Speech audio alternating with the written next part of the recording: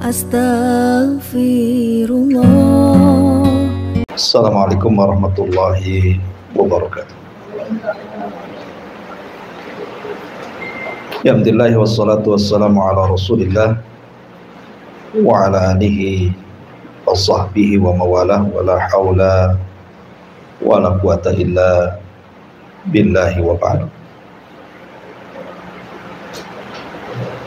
Baik, kita lanjutkan kajian tauhid kita dan kita masuk pada bab ke-30, bab maja'a fil istisqa'i bil anwa.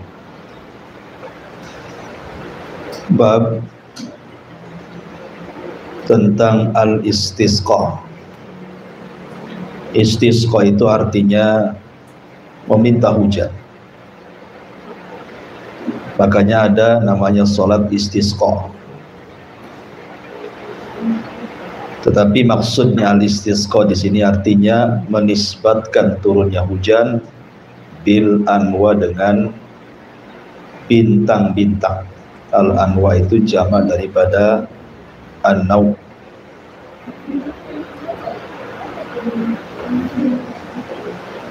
Taib. Ma'asyiral muslimat yang dimuliakan Allah Subhanahu wa taala. Sebelum kita masuk dan baca kitabnya, bab ke-30 dalam kitab tauhid ini adalah bab terakhir yang berbicara tentang dunia perdukunan, sihir dan yang semacamnya. Jadi bab ini bab terakhir dalam kitab tauhid tentang bab yang semakna dengan bab-bab sebelumnya yang sudah kita bahas. Di sini muallif rahimahullah taala ingin menjelaskan kepada kita tentang menisbatkan turunnya hujan kepada bintang. Tidak disebutkan hukumnya karena memang ada dua hukum, nanti saya akan jelaskan. Bisa masuk pada syirkul akbar, syirik besar. Bisa masuk pada syirkul asghar, syirik kecil. Dan bisa masuk pada perkara mubah. Ada tiga hukum, makanya mu'alif tidak menyebutkan hukumnya di sini. Bicara tentang turun hujan dulu ya. Hujan itu adalah rahmat yang harus disyukuri. Karena dengan hujanlah maka bumi menjadi subur. Tumbuh-tumbuhan di mana-mana dan kita bisa minum dari airnya. Makanya Allah Subhanahu wa taala menyebutkan di dalam Al-Quranul Karim dalam surah Al-Waqiah ayat 70, afara'aitumul ma'a alladhi tashrabun a'antum anzaltumuhu minal muzni am nahnul munzilun law nasha laja'alnahu ujajan falawla tashkur. Bagaimana pendapat kalian tentang air yang kalian minum itu? Apakah kalian yang menurunkan air itu dari awan ataukah kami yang menurunkannya? Kalau kami mau, kata Allah, kami jadikan air hujan itu semua asin. Lalu kenapa kalian tidak bersyukur? Bayangkan kalau air itu asin semua, siapa yang mau makan dan minum dari air asin? Dan ini nikmat dari Allah Subhanahu wa taala. Allah buat sebagian air itu tidak asin. Ada tawar gitu ya. Dan ada juga yang asin. Dan dengan itu kita bisa minum. Kemudian juga Allah Subhanahu wa taala berfirman, "Amman khalaqas samawati wal ardh wa anzala lakum minas sama'i ma'an fa'ambatna bihi hadaiqa dzata bahjatin ma kana lahum antum bitu syajaraha ailahun ma'allah bal hum qaumun ya'dilun. Bukankah Dia Allah yang menciptakan langit dan bumi serta menurunkan air dari langit untuk kalian, lalu dengan itu kami tumbuhkan kebun-kebun yang memiliki pemandangan indah. Kamu tidak akan mampu menumbuhkan pohon-pohonnya. Apakah selain Allah ada Tuhan yang mampu menumbuhkannya? Sebenarnya mereka adalah orang-orang yang menyimpang dari kebenaran. Lihat di sini Allah sindir dalam Al-Quran. Allah yang turunkan hujan, Allah juga yang menumbuhkan tanah. Dan Allah tugaskan malaikat, bahkan pemimpin para malaikat setelah Jibril siapa? Mikail. Dialah yang menurunkan hujan atas perintah Allah dan yang menumbuhkan seluruh tumbuh-tumbuhan dan tanaman yang ada di bumi. Dari sini menunjukkan bahwa hujan itu datang dari Allah, bukan datang dari mana-mana. Dan turunnya hujan itu bagian daripada ilmu Allah yang tidak ada yang tahu kecuali Allah. Makanya Allah Subhanahu wa taala berfirman dalam surah Luqman ayat 34, Allah mengatakan, innallaha indahu ilmus sa'ah wa yunazzilul ghaithi wa ya'lamu ma fil arham wa ma tadri nafsum madza taksibu ghadan wa ma tadri nafsun bi ayyi ardin tamut. Sesungguhnya di sisi Allah lah pengetahuan tentang kiamat dan tentang turunnya hujan.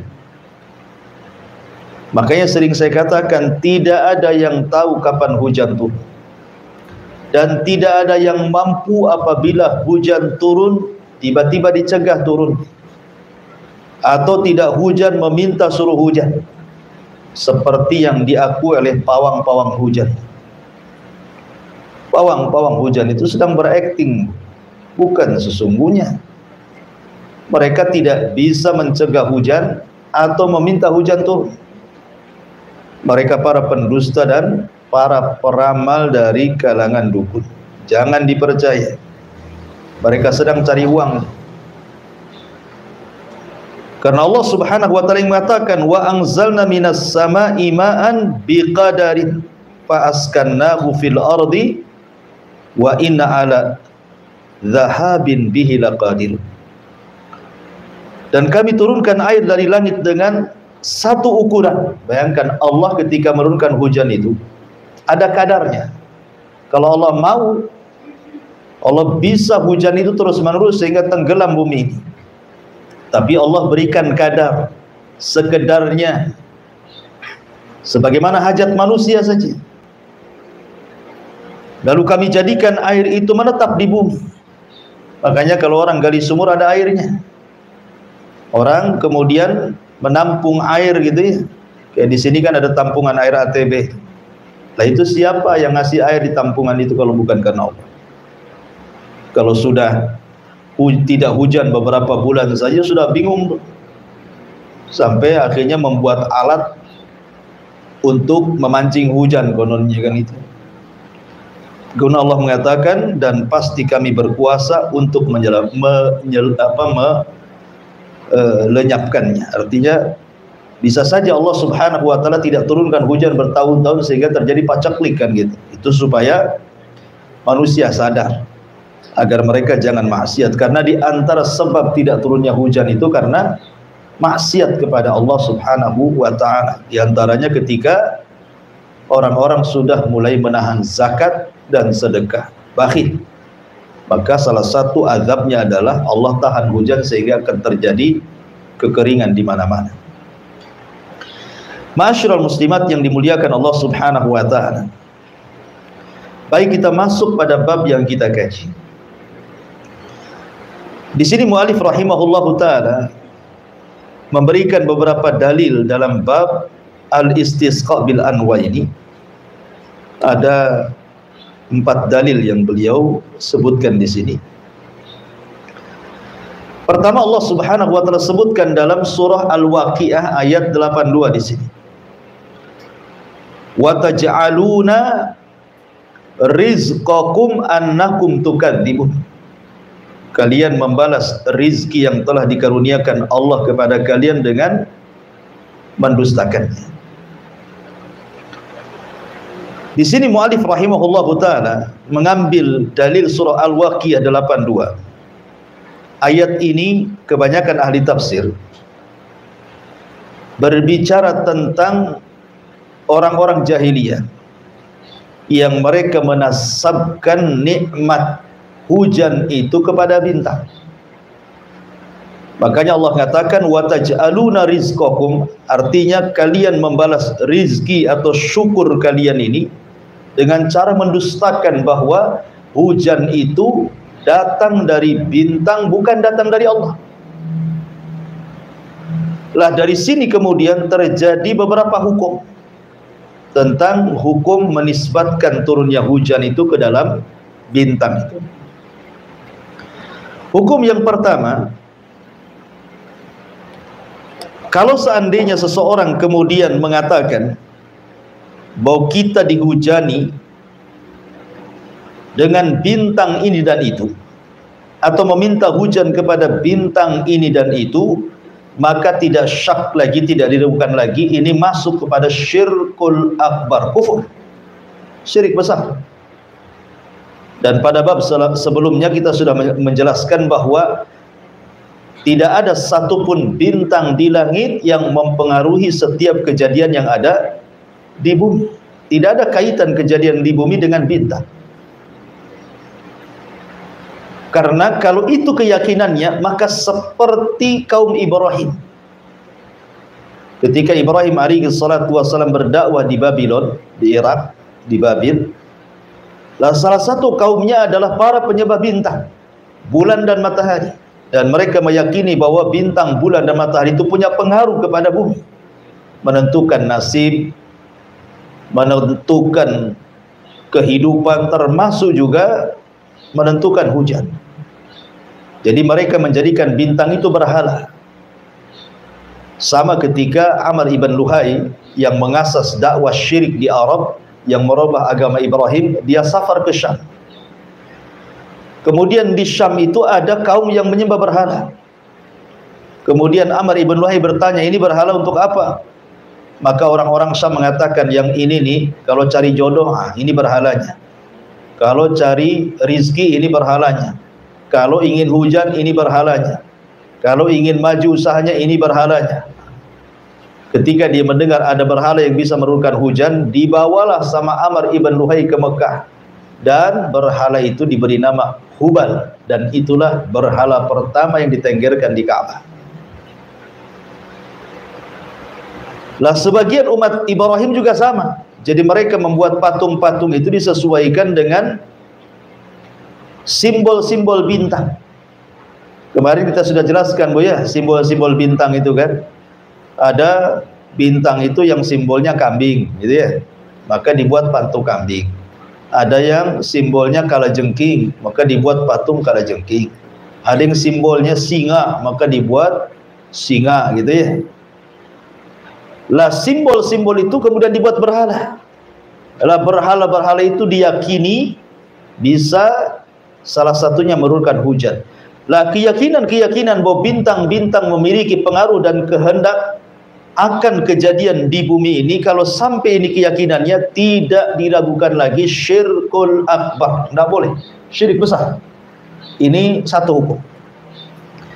Hukum yang kedua, kalau seandainya dia mengatakan bahwa tetap saya yakin yang menurunkan hujan itu Allah, tetapi disebabkan bintang ini, disebabkan bintang itu hujan turun, lah ini namanya kufur nikmat. Tahu Allah yang turunkan hujan, kenapa pula kemudian disebabkan ke bintang? Sama, Bu, ibu ini lagi di jalan raya, naik bus, ya kan, Bu, ya? Kemudian dari depan ada bus yang lain yang berlawanan arah, anggaplah mungkin bus itu belum remnya. Secara logika tabrakan nih. Tetapi supirnya piawai pula dia. Dia bisa dengan kepiawaiannya menghindari tabrakan sehingga ibu selamat. Ya. Pertanyaannya, Bu, siapa yang menyelamatkan ibu? Supir yang piawai atau Allah? Allah. Tapi banyak orang yang mengatakan untunglah supirnya pandai. Kalau supir tak pandai, matilah kita di bus. Kan itu ya? Itu namanya menisbatkan keselamatan kepada supir. Ibu yakin bahwa yang menyelamatkan Allah. Tapi kenapa ngomong begitu? Itu namanya kufur nikmat. Yang menyelamatkan Allah, tiba-tiba ngomongnya untung ada supir. Nah, ini kan namanya kufur nikmat. Walaupun ibu yakin Allah yang menyelamatkan, jangan ngomong begitu. Tapi katakan kalau bukan karena Allah, kemudian, nah, ada kemudiannya. Jangan dan, kemudian supir yang piawai itu, nah, kalau bukan karena Allah, kemudian supir yang piawai itu, nah, gitu ya. Tentu kita akan celaka. Tapi karena Allah menolong saya, kemudian supir itu juga pandai nyetir, selamatlah kita. Nah, itulah bahasanya. Sama di sini juga. Dia yakin yang menurunkan hujan itu Allah. Ya kan? Tiba-tiba kemudian dinisbatkan yang menurunkan hujan ini bintang itu pula gitu. Lah kalau menjadikan bintang-bintang itu sebagai sebab, maksudnya bintang di sini an-nau itu bukan bintangnya. Nau itu maksudnya peredarannya. Jadi kadang naik, kadang merendah, kadang pergi, kadang muncul. Itu disebut nau namanya. Peredarannya. Jadi kalau seandainya dia meyakini dengan peredaran bintang itu muncul, tenggelam, pergi dan juga datang, naik dan juga turun, menyebabkan turun hujan, dia nisbatkan kepada peredaran bintang itu, dia tahu Allah yang menurunkan. Cuman dinisbatkan ke peredarannya, itu berarti tidak sampai syirkul akbar, itu syirik kecil saja. Karena ini namanya kufur nikmat. Kalau bukan karena kamu, susahlah saya hidup di Batam. Ini kufur nikmat, Bu. Ya. Untung kamu waktu saya ke Batam, saya boleh tinggal setahun sampai sekarang bekerja, sukseslah saya di Batam. Kalau bukan karena kamu, sudah jadi gelandangan saya. Ini kufur nikmat lah, Bu. Lihat ya, padahal hanya ucapan saja. Sebenarnya benar ucapan itu zahirnya kan. Akan tetapi hakikatnya salah. Karena yang menjadikan ibu senang dapat pekerjaan gitu ya, itu bukan si fulan atau si fulana, tapi Allah. Allah hanya mengirimkan orang itu sebagai wasilah saja, sebab. Maka bahasanya diperbaiki, kalau bukan karena Allah, kemudian Anda, kamu gitu ya. Tentu saya tidak akan seperti ini hidupnya. Jadi bahasa pun dalam ilmu tauhid itu diatur. Dalam ilmu tauhid itu diatur bahasa. Kenapa? Salah sedikit saja fatal. Makanya kenapa Nabi SAW bersabda, wa innal abda la yatakallamu bil kalimati min suhtillah la yulqi laha balan yahwi sahibuha fi nari jahannam ab'ad ma bainal masyriqi wal maghrib. Terkadang ada seorang hamba mengucapkan satu kalimat, lihat bahasa hadis, tidak perlu berkalimat-kalimat, satu kalimat saja, tapi satu kalimat itu membuat Allah murka. Itu sudah cukup melemparkan dia ke jahanam yang jauhnya lebih jauh daripada barat dan timur. Jadi hati-hati dalam tauhid, dalam akidah itu mengatur bahasa itu. Karena kita sedang bermuamalah dengan Allah, bukan sedang bermuamalah dengan hamba. Makanya harus diatur, ya kan? Kemudian yang ketiga, hukumnya boleh-boleh saja.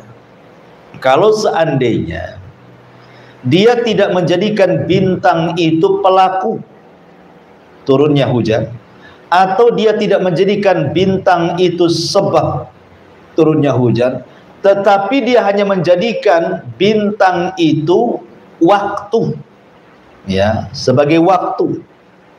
Makanya ada istilah di para ulama itu, ada istilah, kalau kita katakan mutirna bi an-nujum atau bil anwa, maka ba dalam anwa, dalam nujum itu namanya ba sababiyah. Ini tidak boleh. Tapi kalau ba itu dirubah menjadi fi, mutirna fi an-nujum fi al-anwa, ya, kalau fi ini namanya dzarfiyah. Dzarfiyah itu menunjukkan waktu dan tempat. Seperti umpamanya kita katakan bahwa hujan ini turun di bulan Oktober, di bulan Desember. Dalam satu tahun itu biasanya kalau tidak September, Oktober nih hujan. Nah, itu tidak apa-apa. Menunjukkan hujan itu turun di bulan November dan Desember. Sama dengan kita mengatakan hujan ini turun kalau muncul bintang ini.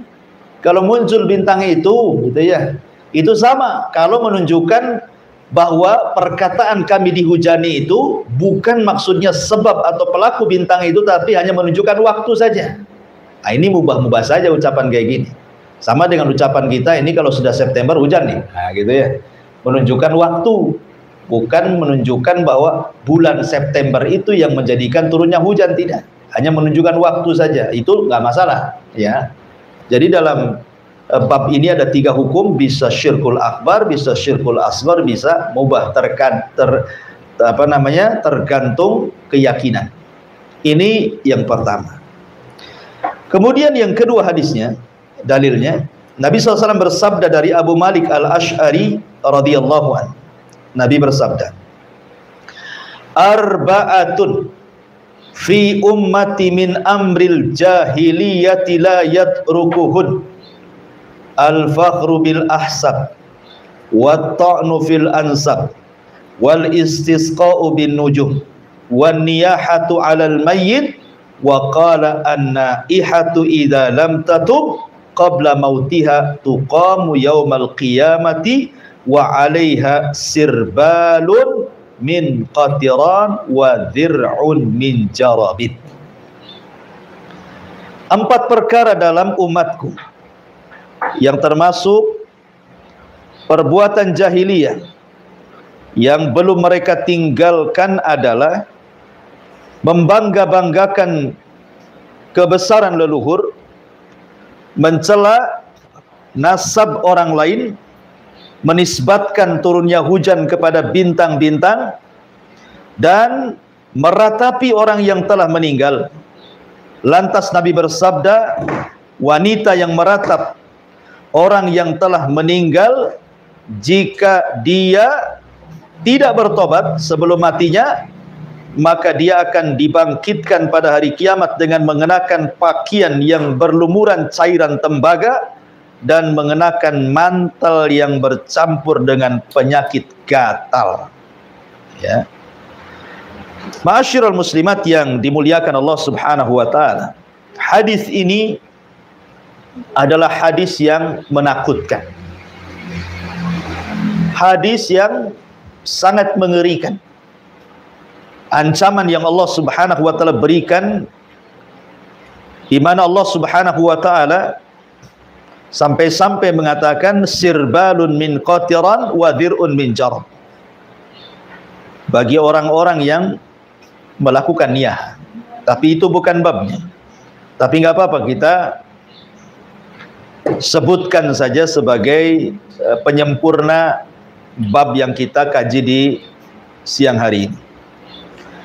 Di sini Nabi SAW mengatakan 4 perkara dari umatku, termasuk perkara jahiliyah. Maksudnya amril jahiliyah ini maksudnya perbuatan-perbuatan jahiliyah yang tersisa sampai hari ini, yang masih ditiru. Jadi kan perbuatan-perbuatan jahiliyah itu banyak. Sifat-sifat jahiliyah itu, nah sampai hari ini masih ada tuh beberapa perbuatan dan sifat-sifat jahiliyah yang masih dikonsumsi oleh umat manusia, hatta kaum muslimin. La yatrukuhunna, yang tidak bisa ditinggalkan. Ya tentu maksudnya tidak semua orang gitu ya. Mungkin satu desa ada 2-3 orang, desa lain sekian orang. desa yang lain lagi sekian orang gitu ya, yang punya sifat seperti ini.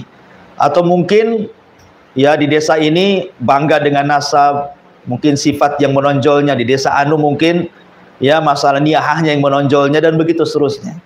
Tapi yang jelas ada ya, perbuatan jahiliyah itu yang 4 perkara ini masih ada di umat ini.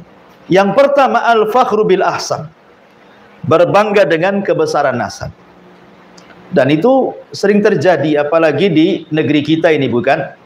Negeri kita ini kan beberapa tempat itu ada sejarah kerajaan. Mesti ada sejarah kerajaan kan, di Mataram ada, terutama di Jawa lah kan banyak gitu ya. Kerajaan-kerajaan kalau kita baca sejarah Nusantara itu. Terkadang masih ada membesar-besarkan nasab. Sehingga membedakan, oh kalau ibu ini darahnya merah gitu. Kalau saya biru loh darahnya kan itu. Saya ini turunan sultan. Kalau ibu turunan biasa, ya kan? Ada orang yang seperti itu. Ya. Tetapi para ulama mengatakan bahwa larangan berbangga dengan nasab itu tidak semua dilarang. Kalau tujuannya hanya ikhbar saja, menghabarkan saya ini termasuk dari keluarga keraton ini, ya kan? Hanya menghabarkan, tidak ada tendensi apapun di belakangnya. Maka asal seseorang mengaku bahwa si fulan dari kabilah fulan itu, maka kita harus percaya. Itu asalnya. Ya, kalau seandainya dia mengaku saya ini keturunan si fulan, pamannya di sini ada tokoh di Batam ini, tokoh besar gitu, ulama apa gitu ya, yang sangat melegenda gitu. Kemudian dia mengatakan saya ini masih ada loh hubungan dengan tokoh si ini. Kalau hanya sekedar menghabarkan tidak masalah. Maksudnya tidak ada kepentingan apapun ya, hanya menghabarkan saja. Itu tidak ada masalah, ikhbar itu. Yang tidak boleh itu kalau sudah ada kepentingan. Ada kepentingan mengaku-ngaku nasab kepada nasab orang lain, di belakangnya ada kepentingan. Ada kepentingan waris, ada kepentingan dunia, ada kepentingan kesombongan. Nah, itu tak boleh. Berarti harus tasabut, betul gak kau ini turunan itu? Ya. Kalau tidak, maka ada hadisnya, Allah melaknat orang-orang yang menasabkan kepada yang bukan bapaknya. Ya, seperti umpamanya ada seseorang yang muka-muka Arab gitu ya. Kemudian dia mengaku Habib umpamanya kan. Ya kalau dia hanya mengatakan saya masih ada loh keturunan saya dari Nabi, kalau hanya menghabarkan saya nggak ada masalah. Kan nggak ada kepentingan apa-apa, nggak ada yang dirugikan. Ya. Tapi kalau maksudnya umpamanya dengan dia mengatakan saya keturunan Habib, keturunan Nabi, kemudian ada kepentingan gitu ya. Seperti umpamanya yang kemarin lagi viral gitu kan, seorang dukun ngaku Habib gitu kan. Ngapain ngaku-ngaku Habib pula? Masa Habib jadi dukun, Bu? Ya. Habib itu nggak ada yang jadi dukun. Habib itu turunan Nabi yang mendakwahkan dan memerangi dukun. Dia pula pelaku dukun. Apa tujuannya dia mengatakan Habib yang mungkin di negeri kita kalau sudah dari Habib ya turunan Nabi kan begitu, Bu? Nah mungkin Habib itu turunan siapa? Ada di Jabal Uhud di pesantren saya namanya Ustadz Habib. Ya itu namanya Ustadz Habib ya. Maksud di sini adalah nasabnya. Kalau ada kepentingan, lihat ada kepentingan untuk popularitas, untuk mencari dunia, ya kan, ngaku Habib. Nah, ini harus tasabut, betul gak Anda ini turunan Habib? Dan kalaupun betul, apa maksudnya? Anggaplah Anda betul turunan Nabi, apa pantas Anda jadi dukun? Nabi loh memerangi dukun, Anda pula jadi dukun. Kalau Anda di hadapan Nabi, hidup di masa Nabi, oh udah dipenggal lehernya Anda. Si baik Nabi sudah nggak ada. Jadi yang dilarang itu adalah berbangga-bangga, kesombongan, dan ada tendensi di belakangnya. Ini yang pertama. Yang kedua, at-ta'nu fi al-ansab, mencela nasab orang. Sebagaimana di zaman Rasul ada orang yang mencela nasab, ya mencela nasab dan mengatakan, tahu nggak saya? Kamu jangan main-main dengan saya. Kamu belum tahu nasab saya. Saya itu anaknya fulan bin fulan bin fulan bin fulan bin Allah. Tiba-tiba dia mengatakan kepada kawannya, amma anta fala ummalak. Adapun kamu saya yakin tidak punya nasab sehebat aku gitu ya. Nah, jadi mencela dia. Tidak boleh mencela. Makanya Mencela orang tua orang lain tidak boleh, karena nanti dia mencela orang tua kita juga jadinya. Jadi itu adat jahiliyah, tidak boleh mencela nasab. Oh, dasar bapakmu maling, makanya Pak wajar kau jadi perampok. Kan gitu ada ya. Oh, dasar ibumu wanita nggak jelas, makanya anak pun lebih samar-samar dan remang-remang nggak jelas juga katanya kan. Jadi kok disalahkan orang tuanya? Tidak boleh ya kita menyalahkan orang tua orang lain, nanti pula dia menyalahkan orang tua kita. Ya, secara tidak langsung kita sedang durhaka dengan orang tua kita lewat lisan orang lain namanya. Ini berlaku nih. Kemudian juga yang ketiga ini syahidnya, wal istisqa'u bin nujum, meminta hujan atau menyandarkan turunnya hujan kepada bintang. Kemudian yang terakhir, wan niyahatu 'alal mayyit, dan meratap terhadap si mayit. Rasul menambahkan an-naihatu, wanita yang meratap. Sebenarnya yang meratap bukan wanita saja, Bu.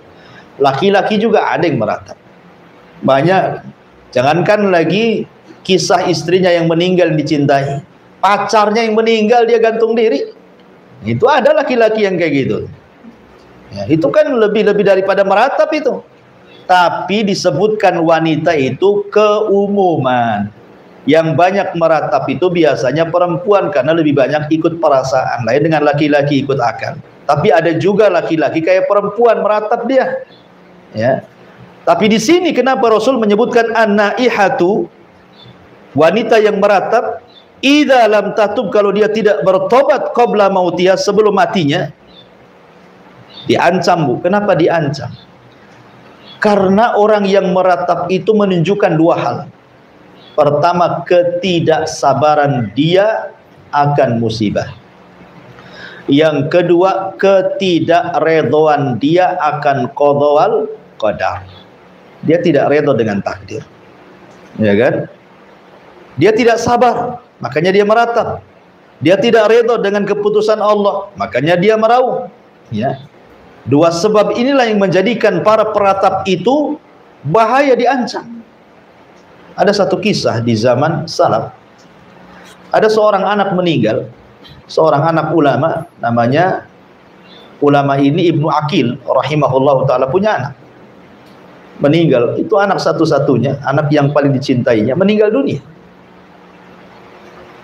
Tiba-tiba kemudian karena murid-muridnya, orang-orang kampung, sangat mencintai ulamanya, Ibnu Aqil, maka mereka ingin meringankanlah nasib gurunya, karena ditinggal mati anak si mata wayangnya yang sangat dicintainya. Berkumpullah mereka di kuburan. Tiba-tiba berteriaklah orang-orang yang datang di kuburan itu, ya Allah, kenapa kau tidak kasihan Syekh yang sudah tua sehingga kau cabut nyawanya? Kenapa tidak nyawa kami saja sebagai gantinya? Maksudnya untuk meringankan musibah seorang alim ini. Marah Ibnu Aqil ini rahimahullahu ta'ala, dan mengatakan, apa yang kalian katakan? Sesungguhnya Al-Quran itu turun untuk menenangkan, bukan untuk berteriak-teriak seperti ini. Karena Al-Quran yang mengatakan bahwa apabila musibah itu turun, maka kita harus mengucapkan inna lillahi wa inna ilaihi raji'un, tenang supaya, ya, alladzina idza asabatkum musibatun qalu inna lillahi wa inna ilaihi raji'un. Kalau seandainya datang musibah, kalau kita mengucapkan toh semua datang dari Allah, kembali kepada Allah, kan tenang Ibu. Ya. Kemudian juga supaya kita yakin dengan takdir. Kalau kita yakin dengan takdir, takdir itu menggiring supaya kita tidak terlampau bahagia dengan nikmat, tidak pula terlampau bersedih dengan musibah. Itulah kenapa kita disuruh beriman dengan takdir, karena dua perkara tadi. Ya. Supaya kita tidak bersedih sangat saat datang musibah, supaya kita jangan bergembira ria saat datang nikmat, karena semua sudah dicatat. Apa yang harus disenangkan? Anda mendapatkan nikmat sudah dicatat oleh Allah di Lauhil Mahfuz. Anda pun dapat musibah sudah dicatat. Makanya ketika orang beriman dengan takdir itu tenang. Jadi Quran itu kata Ibnu Aqil turun untuk membawa ketenangan, bukan gaduh kayak gini. Makanya yang sering terjadi orang-orang yang meratap mayat itu kalau tidak menjambak rambut ataupun mencukur-cukur rambut, boleh dia kemudian dia merobek-robek pakaian, Bu ya. Merobek-robek pakaian atau meraung-raung. Nah, itu 3 hal itu yang sering itu. Kalau tidak jambak-jambak rambut, ambil gunting dicukur-cukur rambutnya. Atau dia sobek-sobek rambutnya. Atau dia meraung-raung. Bahkan saya pernah melihat ada yang guling-guling, Bu. Ya, guling-guling itu. Jadi orang tuanya itu sedang nazak, belum meninggal, ya lagi koma gitu, belum meninggal udah guling-guling sampai ditenangkan, nggak mau tenang. Sampai akhirnya dimasukkan ke kamar, dikunci, kapok di dalam deh. Ya kan? Jadi Rasul mengatakan di sini an-naihatu idza lam tatub qabla mautiha tuqamu yaumal qiyamah wa 'alaiha sirbalun min qatirani wa dir'un min jaran. Ingat, wanita yang meratap kalau tidak bertobat, maka dia akan dikenakan pakaian yang berlumur dari cairan tembaga dan mengenakan mantel yang bercampur dengan penyakit gatal, Bu. Bayangkan kita saja pakai pakaian gatal, itu tidak tahan, Bu. Maunya digaruk saja. Apalagi cairan tembaga lagi, naudzubillah.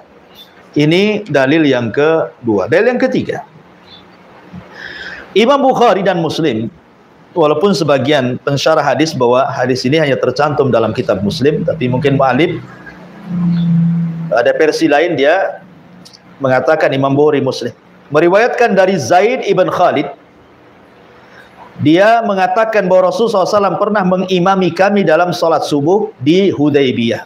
Hudaybiyah itu antara Mekah dan Jeddah. Kenapa disebut Hudaybiyah? Karena di situ ada mata air namanya Hudaybiyah, maka daerahnya disebut Hudaybiyah. Setelah hujan turun pada malam hari, jadi ketika itu ada sisa-sisanya, embun-embunnya karena malamnya hujan, sehingga ada tersisa bekas hujannya di pagi hari. Disitulah Rasul salat subuh di Hudaybiyah bersama para sahabat. Tatkala selesai sholat, maka Nabi SAW menghadap ke arah para sahabat, lalu beliau berkata, hal tadruna madza qala rabbukum? Qalu Allah wa rasuluhu a'lam. Qala asbaha min ibadi mu'minun biwa kafirun. Fa amma man qala mutirna bi fadlillahi wa rahmatihi fadzalika mu'minun bi kafirun bil kawakib. Wa amma man qala mutirna bi nau'i kadza wa kadza fadzalika kafirun bi mu'minun bil kawakib. Kata Nabi SAW, apakah kalian mengetahui apa yang telah difirmankan Rabb kalian tadi malam?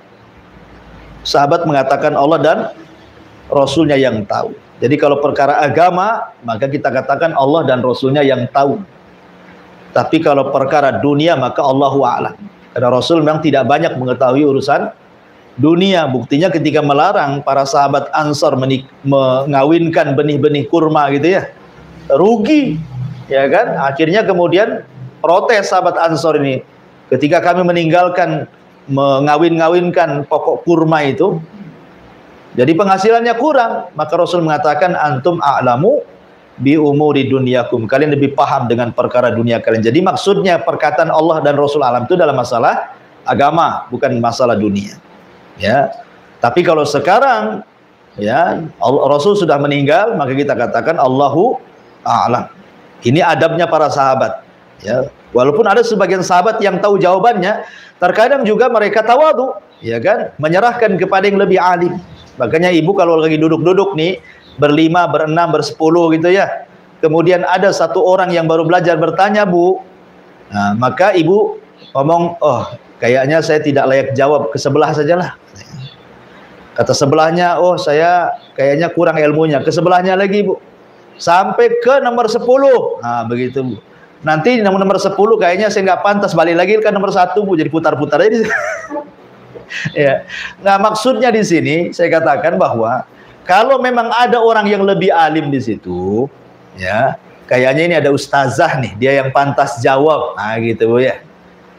Kayaknya ustazah ini. Nampak dari cadarnya, cadar banana nih katanya. Yang lain cadar biasa, ini ustazah nampaknya.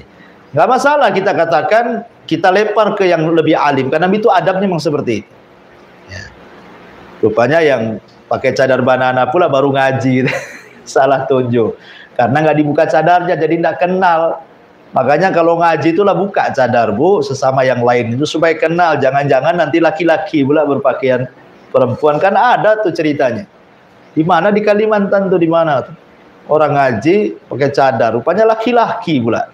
Ya. Naudzubillah. Jadi di sini Allah wa Rasul a'lam. Qala, dia mengatakan, Nabi SAW mengatakan, Allah telah berfirman, kata Rasul, pagi ini di antara hamba-hambaku ada yang beriman kepadaku, tapi ada juga yang kufur. Kemudian orang-orang mengatakan, kata Nabi SAW mencontohkan, ada orang-orang yang mengatakan, hujan turun kepada kami karena karunia Allah dan rahmatnya. Dia adalah orang yang beriman kepadaku dan kafir dengan bintang-bintang. Tapi ada orang yang mengatakan hujan turun kepada kami lantaran bintang ini dan itu. Berarti dia orang yang telah kafir kepadaku dan beriman kepada bintang-bintang. Di sini Nabi SAW ingin menjelaskan kepada kita apa yang harus dikatakan saat turun hujan. Ya, apa sih harus dikatakan saat turun hujan, Bu? Yang sunnah adalah kalau hujan turun kayak sekarang nih, hujan turun nih, ibu katakan mutirna bifadlillahi wa birahmatihi. Alhamdulillah kita dihujani dengan karunia Allah dan rahmatnya. Atau dalam bahasa lain, Allahumma sayyiban nafi'ah. Ya. Allahumma sayyiban nafi'ah. Itu juga sunnah yang dibaca. Ataupun mutirna bifadlillah wa birahmati, sebagaimana hadis ini, ya kan? Ini sunnah. Adapun yang bid'ah yang mengarah kepada kesyirikan, bisa syirkul akbar, bisa syirkul asgar, ketika dia mengatakan mutirna binawi kada wa kada. Oh, yang menghujan ini bintang ini dan itu. Kalau dia meyakini bintang itu pelakunya, syirik besar. Tapi kalau dia menisbatkan kufur nikmat saja seperti saya contohkan tadi gitu ya. Ibu dibonceng sama kawannya, harusnya jatuh, kemudian tidak jatuh karena piawai, untung kau yang nyetir katanya. Nah, itu namanya kufur nikmat. Harusnya ibu katakan kalau bukan karena Allah dan pandainya kau nyetir, tentu kita akan celaka. Dibiasakan ngomong begitu, Bu. Ya, jangan main nisbat-nisbat ke makhluk saja. Di sana ada Allah, walaupun ibu yakin Allah yang menyelamatkan, tapi dalam, sekali lagi, dalam akidah itu tidak bisa macam-macam. Bahasa pun tertata. Ada cara ngomongnya supaya kita ini senantiasa keluar tauhid dalam lisan kita. Ya. Ini juga menunjukkan tidak boleh menisbatkan turunnya hujan kepada bintang. Kemudian hadis yang terakhir, Imam Bukhari dan Muslim meriwayatkan hadis ini dari Ibnu Abbas radhiyallahu anhuma, yang maknanya adalah sebagian orang yang mengatakan bahwa bintang-bintang itu dan itu telah benar. Sebagian orang ada yang mengatakan bahwa bintang ini dan itu telah benar, maksudnya telah menurunkan hujan. Maka Allah Subhanahu wa taala bantah. Jadi dahulu di zaman jahiliyah ada orang yang menganggap bahwa hujan itu karena bintang ini. Buktinya ketika bintang ini muncul kemudian hujan, berarti yang menghujani gara-gara munculnya atau tenggelamnya bintang ini. Maka Allah bantah dan Allah turunkan ayat di dalam Al-Qur'an, fala uqsimu bimawaqi'in nujum. Wa innahu laqasamun law ta'lamuna azim.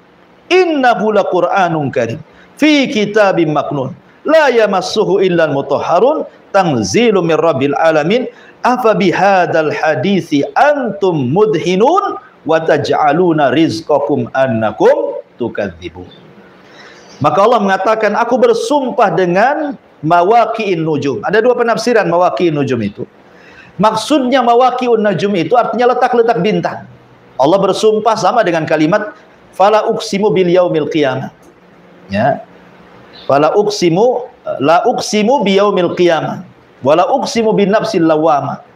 Itu sama dengan kalimat di sini apa namanya? Fala uqsimu bi mawaqi'in nujum. Mawaqi'in nujum itu artinya letak-letak bintang yang 28 bintang itu kan biasanya dalam setahun kan peredarannya itu akan berubah-ubah, Bu. Nah, bersumpah dengan tempat-tempat bintang. Tapi ada juga mawaqi'in nujum itu maksudnya nujumul Quran.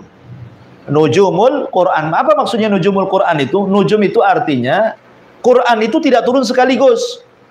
Tapi Quran itu turun dicicil, ya kan? Tidak seperti Taurat, Zabur, Injil sekaligus dikasihkan nabinya.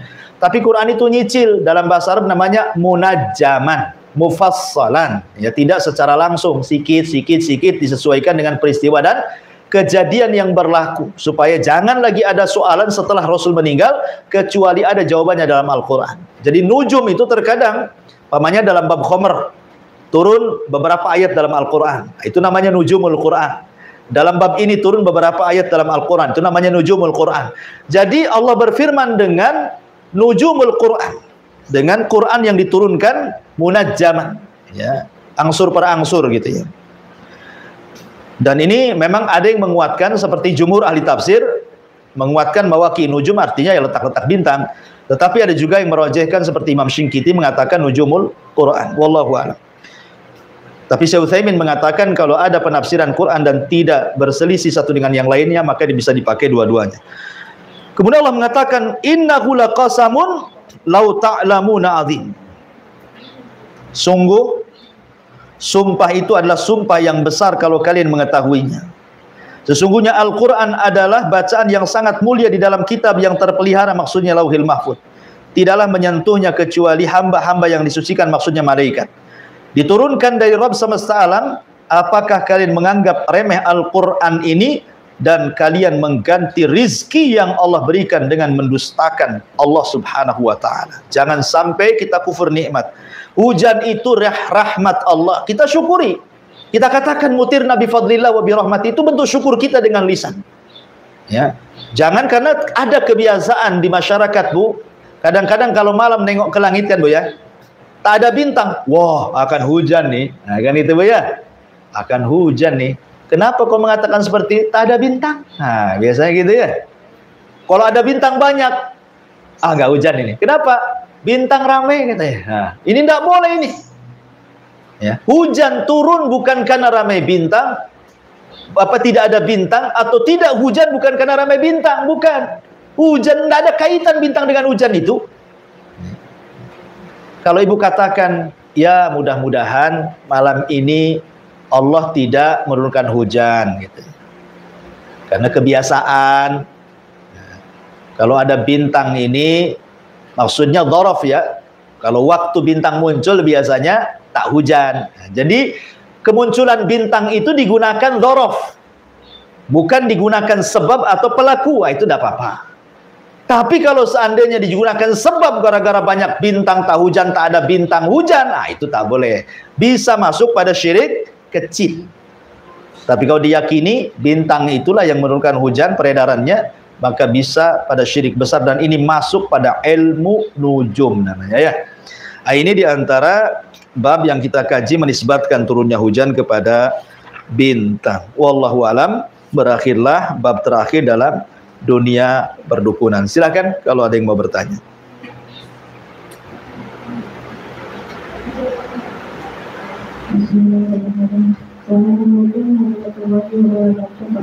Waalaikumsalam warahmatullahi wabarakatuh.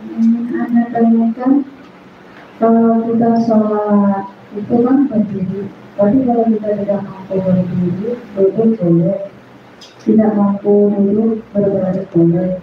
Tapi kalau nggak ada duduk, kaki posisi bersila.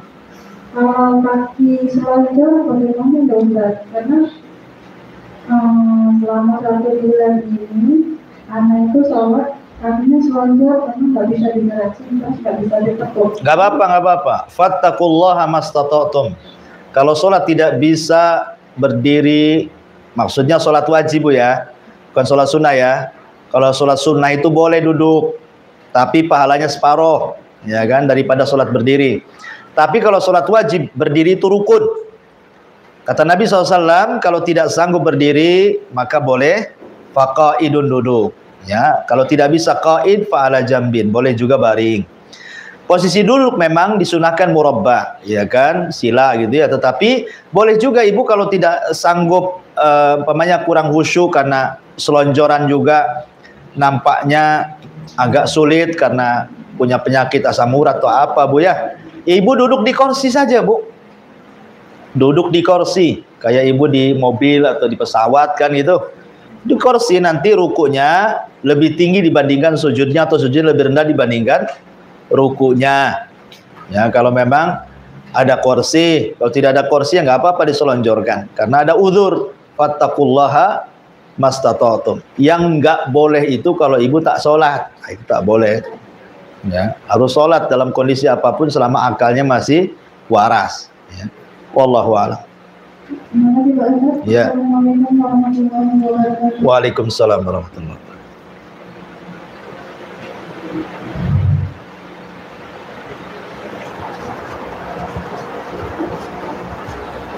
Yang lain? Tidak ada?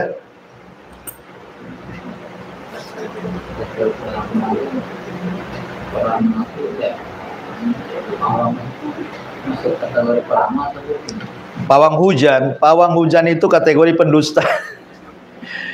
Gimana dia berdusta? Dia itu meramal, masuk dalam kategori peramal sebenarnya. Karena dia bukan tukang sihir, dia tidak nyantet orang. Ya, cuman dia menipu orang, sedang menipu orang. Terkadang dia sebenarnya pawang hujan ini ada juga yang cerdas, pura-pura jadi pawang hujan, tapi dia mungkin punya pengetahuan tentang ilmu fisika dan yang semacamnya, dimana dengan tanda-tanda tertentu itu memang tidak hujan. Akhirnya dia pura-pura bawa ulekan, kemudian dikentong-kentong ulekannya gitu kan. Nah, padahal secara ilmu fisika memang nggak ada hujan, nggak ada masalah. Makanya ilmu nujum yang sifatnya tasyir itu kan nggak apa-apa dipelajari, dan itu biasanya digunakan dalam dunia BMKG kalau di negeri kita ini kan, nggak ada masalah. Ya, perakhiran cuaca gitu ya, dengan ilmu yang sudah dipelajari dan alat-alat canggih tertentu gitu.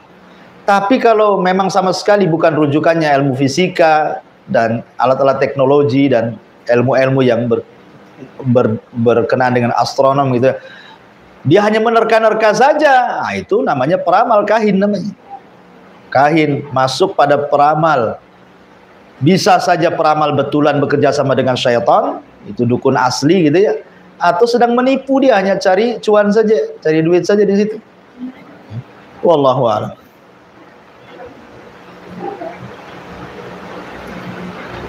Assalamualaikum Pak Ustaz, kamu mau tanya satu lagi Ustaz. Dua pun bapak-bapak. Itu Pak Ustaz, bacaannya setelah kita sujud awal ya, yang bacaannya waktu itu waktu ambil itu gimana Pak Ustaz, itu boleh atau enggak? Kenapa bisa ada gitu? Karena pas pertama kali kita belajar bisa sama itu udah ada gitu Pak Ustaz. Gimana enggak? Saya agak budak, Bu. Wa'fu anni. Wa'fu anni. Wa'fu anni. Oh, itu bacaan doa di antara dua sujud maksudnya. Lafadznya gimana?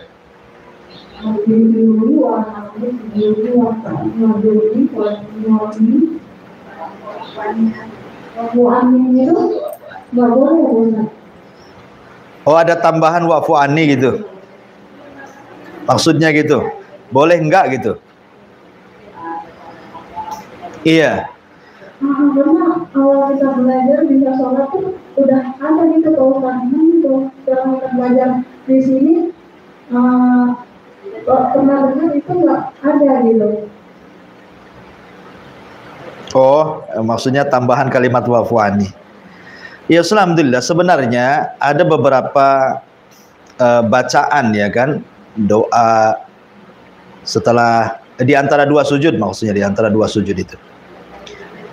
Di dalam beberapa riwayat seperti hadis Abdullah bin Abbas radhiyallahu anhuma, Nabi mengajarkan bacaannya itu Allahumma gfirli warhamni wajburni wahdini warzuqni. Itu dalam hadis Abdullah ibn Abbas. Tapi ada juga yang ada tambahan Allahumma gfirli warhamni wajburni wahdini warzuqni wa'afini warfa'ni. Ya, wa'afini warfa'ni. Itu juga disebutkan. Tetapi kalau ibu nggak mau panjang-panjang, maka boleh cukup memendekkan dengan Rabbighfirli. Rabbighfirli. 3 kali Rabbighfirli, Rabbighfirli, Rabbighfirli. Nah, jadi kalau memang yang dulu-dulu yang diajarkan mungkin salah ya diperbaharui kan itu. Kalau memang salah, tidak paham dulu ya hanya ngikuti nenek moyang saja. Kalau sekarang sudah ngaji, tahu dalilnya ya harus berpindah lah Bu. Jangan kemudian kekeh dengan yang dulu diajarkan nenek moyang. Kecuali memang dulu ada dalilnya, mungkin tidak tahu, setelah dipelajari ada versi yang seperti itu juga ya nggak apa-apa. Ya, supaya ibadah itu berdasarkan ilmu, bukan berdasarkan taklid. Karena ibadah berdasarkan ilmu itu dapat pahala. Ibadah berdasarkan taklid itu capek-capek sia-sia, gerakannya cuma menggugurkan kewajiban saja, jadi nggak dapat apa-apa ya. Ya, wallahu a'lam. Iya, Taib ini di YouTube ada pertanyaan dari Pastor. Ustadz izin mau bertanya, gimana soal para nelayan yang meyakini kalau bulan lagi bersinar terang di malam hari maka ikan di laut berkurang, Tad? Saya tidak tahu, saya bukan nelayan. Ya, tetapi kalau memang itu sebuah kebiasaan, ya kebiasaan, kalau datang bulan purnama mungkin ikan berkurang, mungkin karena ada cahaya, tak mau dia muncul karena silau matanya mungkin ya, atau apa gitu ya. Ya saya kira itu kembali ke pakar-pakar nelayan. Pakar-pakar nelayan. Tapi jangan kemudian dinisbatkan kepada bulan. Ya, jangan-jangan gara-gara bulan itu kemudian ikan pula tak ada. Jadi sebab bulan itu ikan tak ada, sebab tak ada bulan ikan pula ada. Nah, itu tak boleh, ya kan?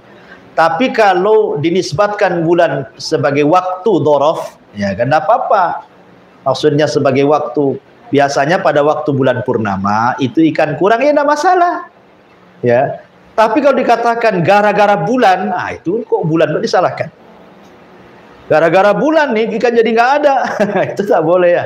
Itu namanya sudah menjadikan sebab. Ya. Yang lebih parah jangan pula kemudian yang menghilangkan ikan pula bulan itu. Nah, itu lebih parah lagi jadi pelakunya. Jadi kalau hanya untuk dhorob saja waktu nggak apa-apa. Seperti ya bulan Desember musim hujan, bulan November musim panas, ya nggak masalah. Ya. Wallahu a'lam.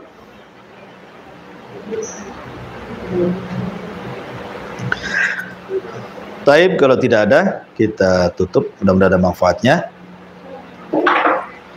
Subhanakallah bihamdika, asyhadu an la ilaha illa anta astaghfiruka wa atubu ilaik. Allahu ta'ala alam. Assalamualaikum warahmatullahi wabarakatuh.